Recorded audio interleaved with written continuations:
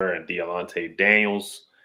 Thank you guys for rocking with us today. Today, we're going to talk about some lineups and rotations, guys we want to see play more, who's in our top 8 or top 9 in the rotation. Also, some interesting comments from Wes Unseld Jr. about Rui Hachimura's minutes. Should Rui be inserted into the starting lineup? And if so, who would you take out in the lineup? So, we got some things to talk about. Let's get started.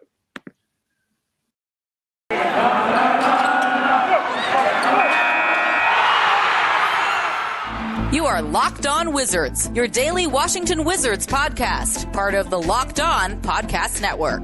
Your team every day.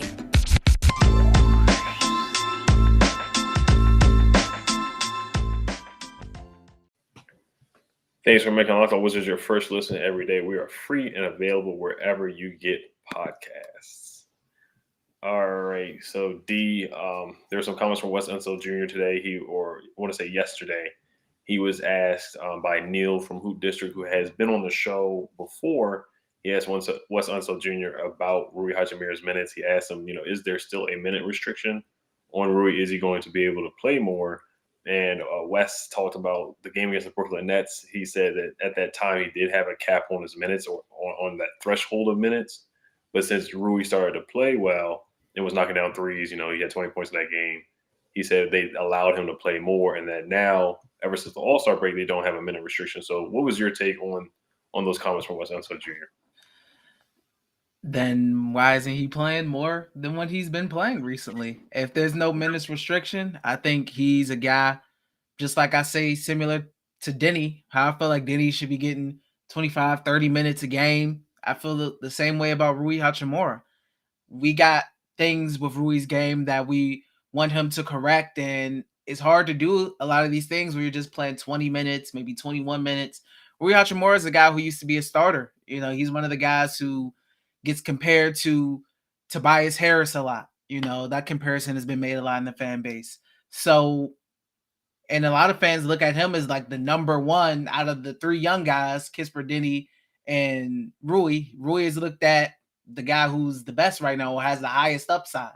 So I think he definitely should be playing 25, 30 minutes, whether that's starting or getting 30, coming off the bench and finishing games. I don't know. That's on Wes.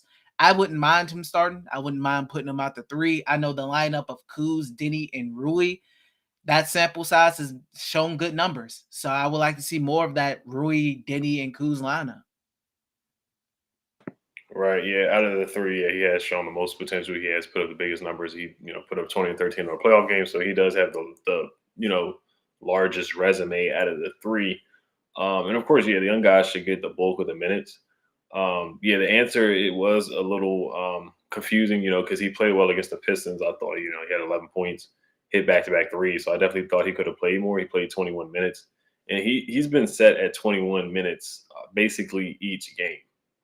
So I do think it's time to let him play more. He needs to play 30 minutes per game. Denny's played 30 minutes per game. Kisper's been playing 30, 32, 35 minutes per game. They've been getting big minutes. Kispert has been starting. So I just don't see why Rui should be capped at this 21-minute threshold right now. It's not making a lot of sense, especially if you want to see these guys develop. Wes, he's been kind of experimenting with lineups and some different things that we want to see, like the whole Daniel Gafford thing and showcasing. There's been some weird lineups, kind of like how Scotty Brooks had some weird lineups last year as well. So Wes is still kind of trying to work it out, but it's kind of like some obvious things that we see right now that we want to be changed.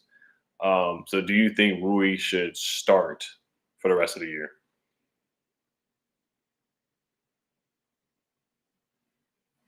You're still on mute. If it was up to me, I wouldn't mind him starting, honestly. But I also wouldn't mind him coming off the bench still. I mean, he could still, similar to Denny. Denny comes off the bench, but Denny snags 30-minute games, So it could be the same case for Rui. It will be interesting to see maybe Rui slide into that 3 spot. I know a lot of people may not view him as a 3, but I told Ed this before we started recording. Lauri Markkanen, I don't really see him as a 3, but he's starting at the 3 with the Cavaliers currently right now, and that's working out for him. So when you look at Rui, I don't know if a lot of people view him as a future 3, but I don't know if you slide Kuz over to the 3 spot, but I wouldn't mind seeing him start. But I also think he can get those big minutes off the bench. He doesn't need to start to get 30 minutes. He can come off the bench and get that. So it's all about just finding that playing time for him, man, and wanting to actually have him out there on the court for that long. Yeah, and he's knocking the three down. He's spacing the floor. I think, yeah, I would have him at the 4 and Kyle Kuzma at the 3. I mean, they're both interchangeable. Kuz is 6'10", Rui's about 6'9", 6'10-ish as well. But, right now, the ball handling, they both aren't great ball handlers. Kuz is putting the ball on the floor. Sometimes he's losing it. Sometimes he's not. And Kuz has been a better rebounder than Rui, too. And Kuz has done a solid job guarding bigger guys this year. So it's kind of interchangeable. But yeah, I'd probably have Kuz at the 3 and then Rui at the 4, because Rui played a lot of 4 last year, where he was playing that power forward position next to Gafford or Robin Lopez, or whoever the 5 was. So yeah, I could see him playing next to Porzingis too when Porzingis comes back. You could have a Kuz, Rui, Porzingis lineup, just 3 guys who are 6'8", 6'9", 6'10", and 7'3" that can shoot threes.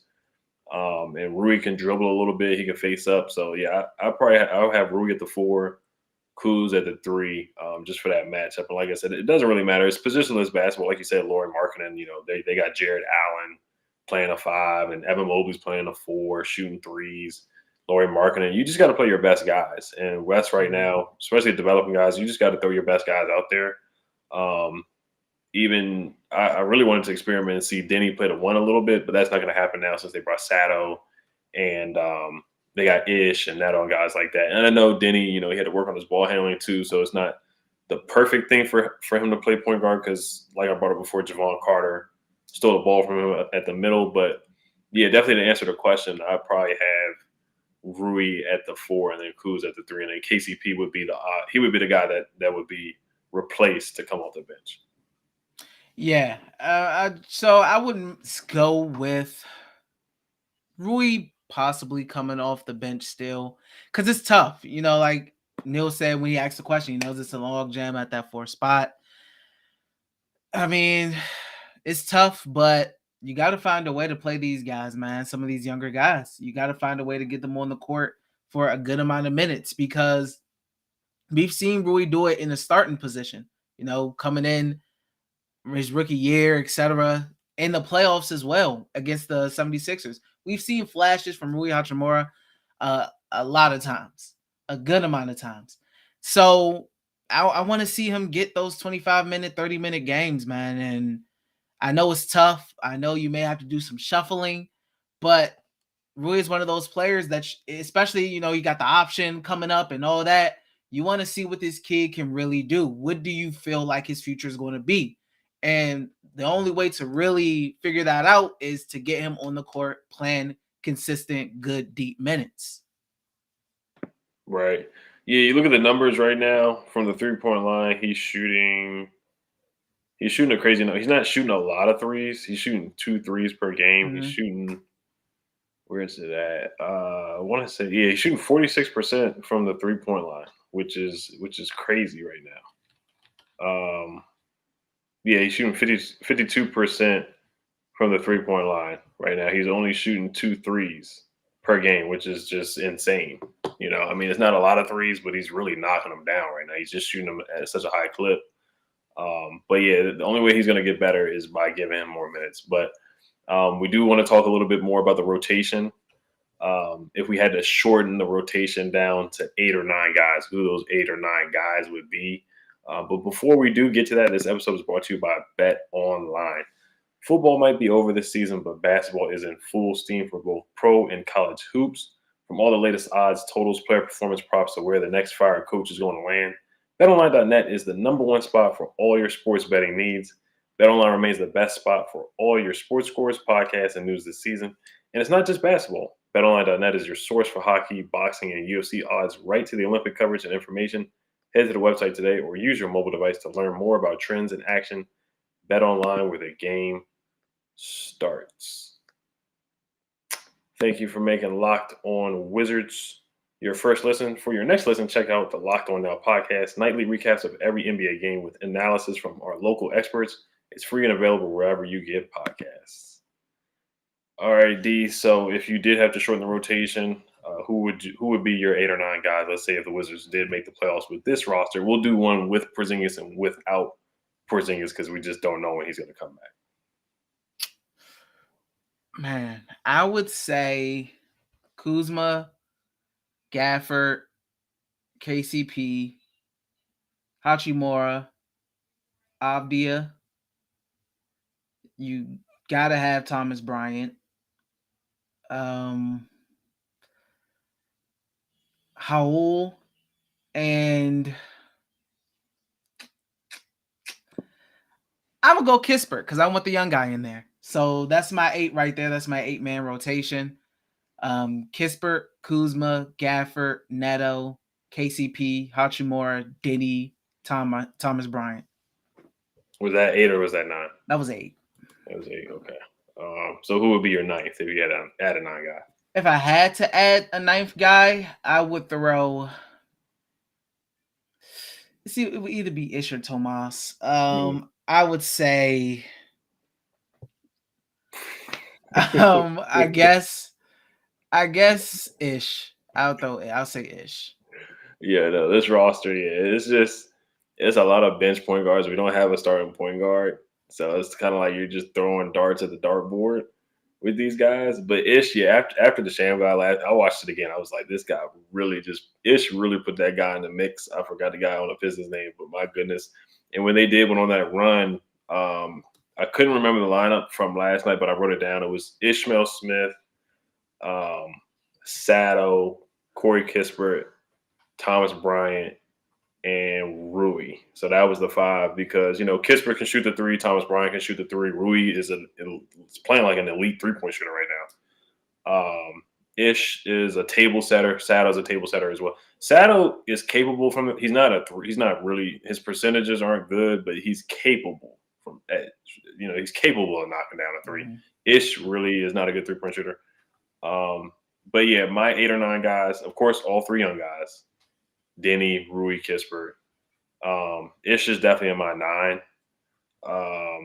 Gafford, of course. I know a lot of people were down on TB, but he bounced back. He played better. So he would be that backup big because you need at least 2 bigs in there. Anthony Gill wouldn't make it. Anthony Gill was close because some of the games he's played really, really well. Mm-hmm. Of course, Kuz. I don't even know why I didn't say Kuz first. Kuz has been balling. So, yeah, Kuz 1, Rui 2, Denny 3, Corey 4, TB 5, KCP would be 6. I don't think I would have Neto right now, to be honest. He probably be the odd man out. Let's see here. Who else is there? Yeah, that would really be 6. Actually, yeah, Neto might be in there. 7. And I already said Gaff. Yeah, I would really only have 7 guys in my rotation, to be honest with you. I wouldn't even make it to 8 or 9. Yeah, I mean, it's not the most, it's a lot of guys on there that you really aren't like, oh, these guys have to play, they have to be in the rotation. Mm-hmm. But I was trying to fit Tomas on there, and I was like, Right. Gil was just pretty much a victim of circumstance out there. So even though Gil has had some good games, Gil would be out of it for me. And then Gafford, Kispert, Kuzma, Hachimura, Avdia are the main guys that I'm worried about. So they were guarantees to get in there.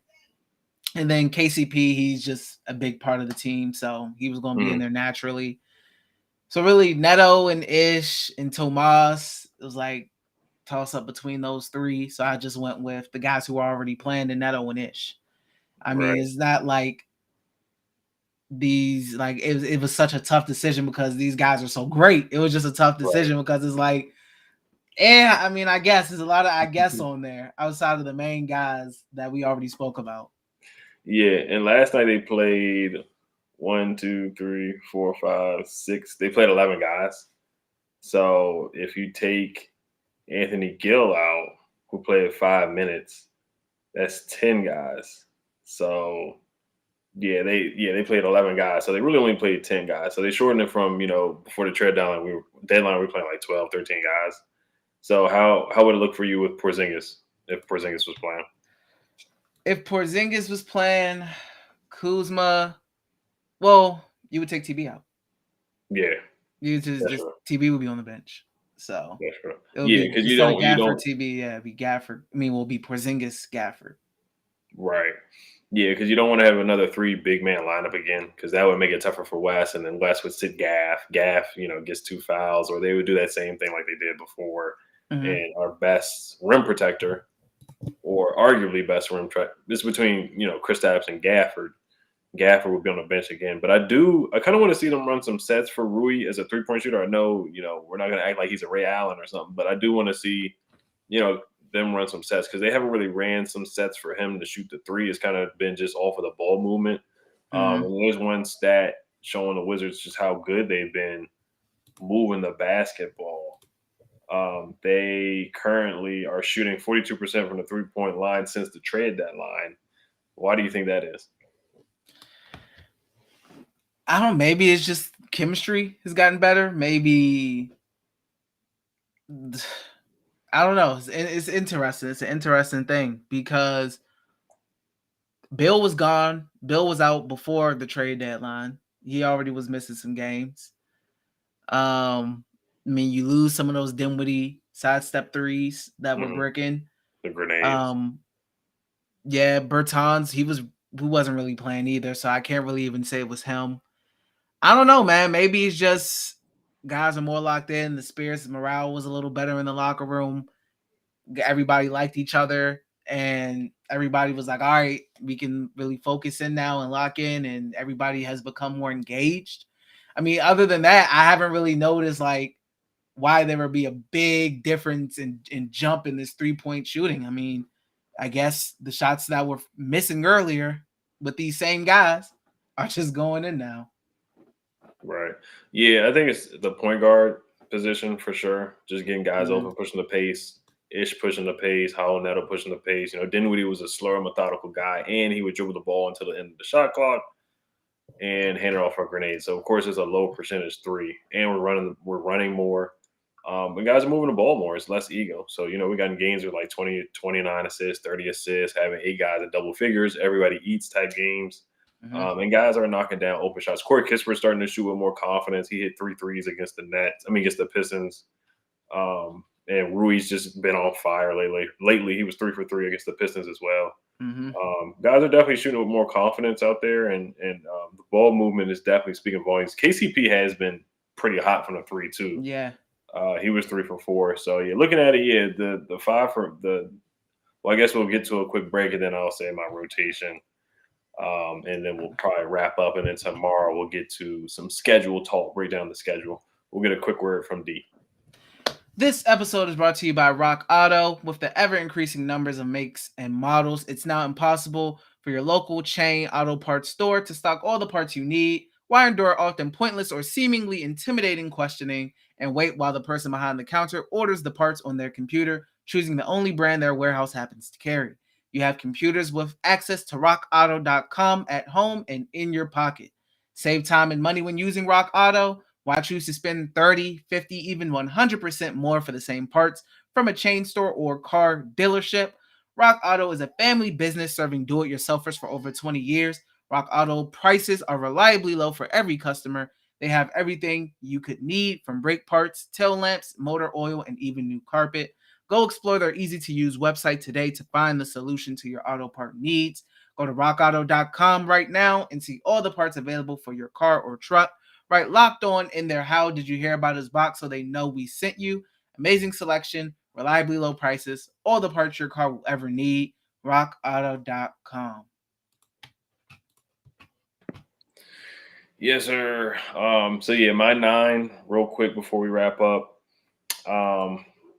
Kuzma. So my starting five would be Ish, Kispert at the 2, Kuz at the 3, Rui at the 4, Porzingis at the 5.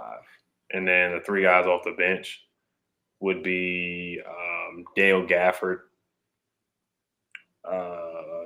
Denny would come off the bench, and Saddle would come off the bench. So that's 8 right there. And then maybe the 9th guy would be, TB. Unfortunately, he'd be the odd man out. Anthony Gill would not be on the roster, in the rotation. Saddle, it's between Saddle and Neto, to be honest. Saddle and Neto, like I said, it's just throwing stuff up in the air really with these backup point guards. I guess I would go with Saddle just to see what he can do as a facilitator and a defender. Yeah, so he's more unselfish too, and he would get the guys involved, the young guys like Denny, Kispert. He would move the ball better. Yeah, if you want a guy who isn't going to take as many shots as, let's say, Ish or especially how Neto would, Tomas would definitely be the guy to go right there in that situation.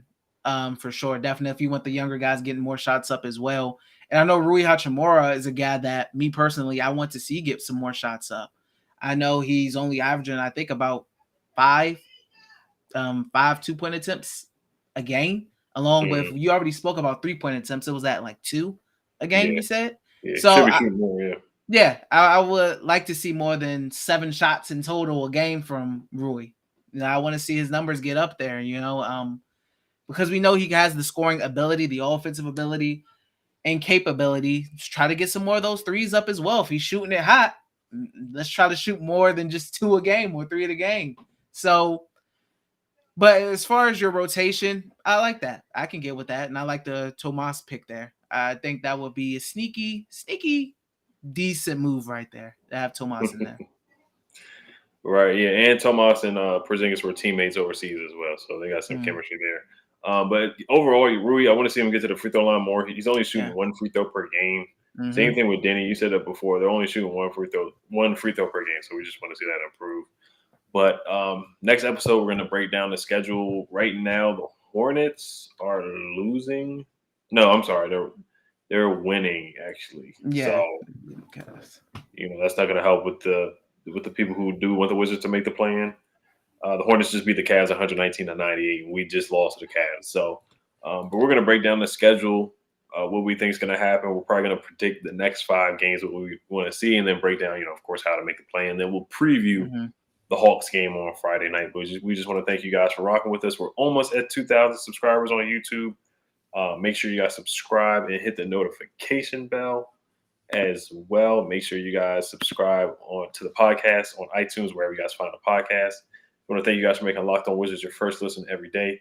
Now make your second listen Locked On NBA. Locked On experts covering the biggest stories around the NBA every Monday through Friday in less than 30 minutes. It's free and available wherever you get podcasts. Hail to the Wizards. Peace.